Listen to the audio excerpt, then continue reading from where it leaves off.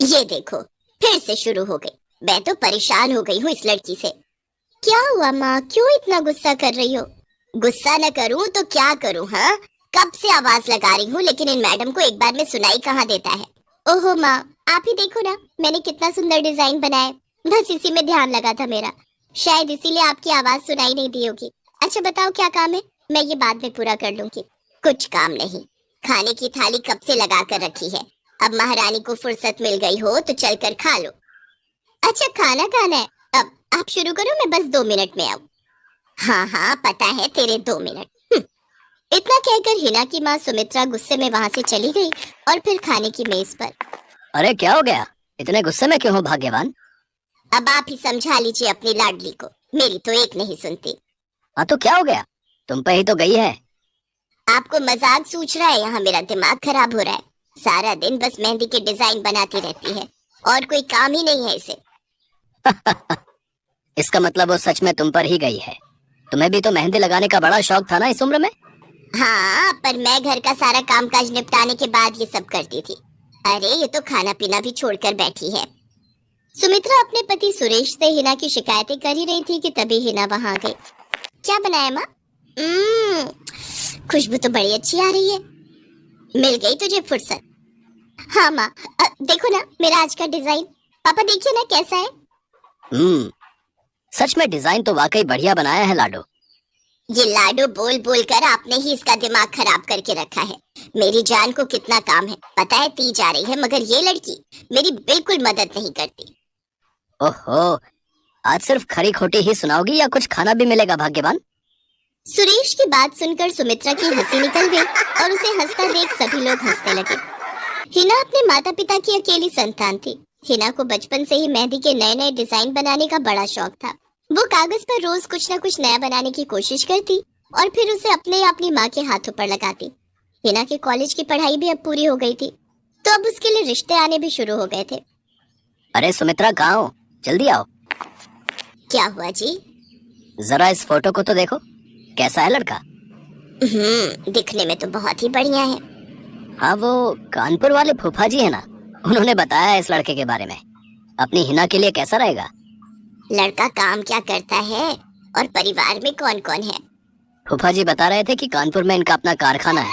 वहाँ ये अपना दोने पत्तल और डिस्पोजल वगैरह बनाते हैं। ये अच्छा पैसा कमा लेता है, फूफा जी की रिश्तेदारी में है। हाँ, पर उससे पहले ये फोटो एक बार हिना को तो दिखा दो। उसे लड़का पसंद आ जाए तभी बात आगे बढ़ानी चाहिए ना। अरे हाँ, ये भी सही कह रही हो। लाडो, ओ लाडो, अरे कहाँ है बेटिया? सुरेश ने फौरन जाकर कमल की फोटो हिना को दिखाई तो हिना को भी कमल पसंद आ गया। उधर कमल को भी हिना पहले ही नजर में भाग गई और इस तरह से कुछ ही दिनों में कमल और हिना की शादी खूब धूमधाम से हो गई। शादी के बाद कमल और हिना अपनी गृहस्थी में बहुत खुश थे। फिर एक शाम। ये क्या लिख रही हो हिना? लिख नहीं रही हो, मेहंदी का डिजाइन बना रही हो। अच्छा, पर कागज पर क्यों? प्रैक्टिस तो रोज ही करनी होती है ना, तो इसीलिए कागज पर डिजाइन बनाती हो। अच्छा अच्छा, अब जरा दिखाओ तो सही। अरे वाह, ये डिजाइन क्या सच में तुमने बनाया है? हाँ अच्छा है ना। अब मैंने और भी बना कर रखे हैं, रुकिए मैं भी लेकर आती हूँ। हिना ने अपने बनाए सारे डिजाइन कमल को दिखाए जो कमल को बहुत पसंद आए और उसने हिना की खूब तारीफ की। सब कुछ अच्छा चल रहा था और ऐसे ही हंसी खुशी दिन बीत रहे थे। लेकिन फिर एक सुबह। हेलो, क्या हुआ राठी जी, इतनी सुबह सुबह फोन क्यों किया? सर आप जल्दी से आ जाइए, गजब हो गया, अपनी फैक्ट्री में आग लग गई है सर। सब कुछ जल गया सर, कुछ भी नहीं बचा सर, जल्दी आ जाइए आप। फोन पर अपने मैनेजर की बात सुनकर कमल के पैरों तले जमीन खिसक गई। फैक्ट्री पहुंचा तो देखा वाकई फैक्ट्री पूरी तरह से जल रही थी। तभी एक जलती हुई बड़ी सी लकड़ी कमल पर आ गिरी, जिसकी वजह से वो बुरी तरह झुलस गया।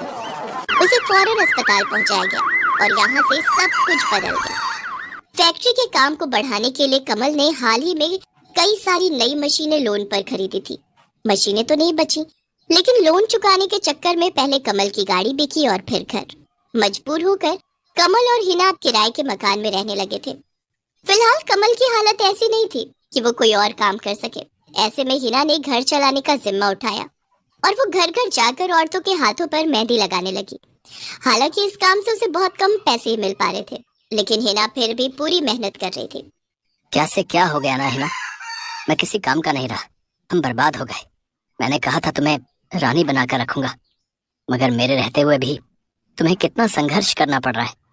ऐसा क्यों कह रहे हैं आप बिल्कुल चिंता मत कीजिए, देखना धीरे धीरे सब ठीक हो जाएगा। हिना चाहती थी कि वो अपना एक पार्लर खोले, लेकिन फिलहाल ये मुमकिन नहीं था। मेहंदी लगाने का काम भी सीजन पर ही मिल पाता था, तो अब दिक्कत खाने पीने की भी होने लगी। ऐसे में हिना ने एक सेठ के घर मेड का काम करना शुरू कर दिया। और फिर एक दिन, सुन, तुझे कोई मेहंदी वाली पता है क्या? क्यों मैडम? अरे वो तीज आ रही है ना, तो मेहंदी लगवानी थी। हाँ, बाहर इतनी गर्मी है, वैसे में कौन बाहर जाए, तो घर पर ही आकर कोई लगा दे तो बढ़िया रहेगा। अब हाँ हाँ मैडम, मैं बहुत अच्छी मेहंदी लगाती हूँ, आप मुझसे लगवा लो। ना ना ना, अगर खराब कर दी तो? तीज की पार्टी है मेरे यहाँ, मेहंदी तो बढ़िया ही लगवानी है मुझे। मैडम आप बिल्कुल चिंता मत कीजिए, और रुकिए, मैं अभी आपको कागज पर मेहंदी का डिजाइन बनाकर दिखाती हूँ, फिर आगे आप ही तय करना। इतना कहकर हिना ने फौरन एक कागज लिया और कुछ ही देर में उस पर एक बहुत ही सुंदर मेहंदी का डिजाइन बना दिया। और फिर, अरे वाह, ये तो सच में बहुत सुंदर है, बिल्कुल नया और बहुत ही खूबसूरत डिजाइन है। अब तो ये डिजाइन मेरे हाथ पर भी सेम टू सेम लगा देगी ना? हाँ मैडम, आप मुझ पर विश्वास कीजिए, मैं बचपन से ये करती आई हूँ। उस दिन हिना ने पूरे मन से अपनी मालकिन के दोनों हाथों पर मेहंदी लगाई। हिना ने जो डिजाइन बनाया था वो एकदम नया था और सुंदर भी। फिर अगले दिन, नमस्ते साहब, वो आपको कुछ? हाँ, मैं तुम्हारा ही इंतजार कर रहा था। ये कल शिवानी के हाथों पर तुम ही ने मेहंदी लगाई थी ना? जी साहब, मैंने ही लगाई थी। अब कोई गलती हो गई क्या मुझसे? नहीं, ऐसी कोई बात नहीं है। बस ये जानना था तुमसे कि मेहंदी का वो डिजाइन कहाँ से देखकर लगाया तुमने? कहीं से नहीं साहब, वो तो मैंने खुद से सोचा था, मैं कभी कहीं से देखकर डिजाइन नहीं बनाती। अच्छा, अगर ऐसा है तो जरा ये कागज और जरा इस पर एक मोर की थीम पर बेस्ड एक डिजाइन बनाकर दिखा, पर याद रहे डिजाइन बिल्कुल नया होना चाहिए। जी साहब, बस 2 मिनट दीजिए। हिना ने बस कुछ मिनटों के अंदर वो करके दिखा दिया, जिसे देखकर उसका मालिक साहिल मल्होत्रा हैरान रह गया। वाह, सच में कमाल है ये तो। अब तुमने डिजाइनिंग सीखी है क्या कहीं से? नहीं साहब, सीखी तो नहीं, लेकिन मुझे बचपन से ही शौक है मेहंदी लगाने का, तो बस इसीलिए। समझ गया। देखो ही ना, तुम्हारा हुनर लाजवाब है और तुम्हें अपने इस हुनर को ऐसे बेकार नहीं जाने देना चाहिए। जी मतलब? तुम्हें पता है ना, मेरी फैक्ट्री में लेडीज कपड़ों के लिए कपड़ा बनता है, लेकिन काफी समय से मैं परेशान हूँ, क्योंकि सूट साड़ियों वगैरह के लिए मेरे पास नए डिजाइन की कमी पड़ गई है। लेकिन अब लगता है ये कमी नहीं रहेगी। बोलो, बतौर डिजाइनर मेरे लिए काम करोगे तुम? जी साहब, बिल्कुल करूंगी। ये हिना के लिए सपने के सच होने जैसा था। अब वो काम वाली बाई से एक डिजाइनर बन गई। वो साहिल की फैक्ट्री में बनने वाले कपड़ों के लिए हर रोज नए नए डिजाइन बनाने लगी, और इसके बाद साहिल के फैक्ट्री में बनने वाले कपड़े की डिमांड काफी बढ़ गई, और इसके चलते हिना को भी उसके काम की बढ़िया सैलरी मिलने लगी।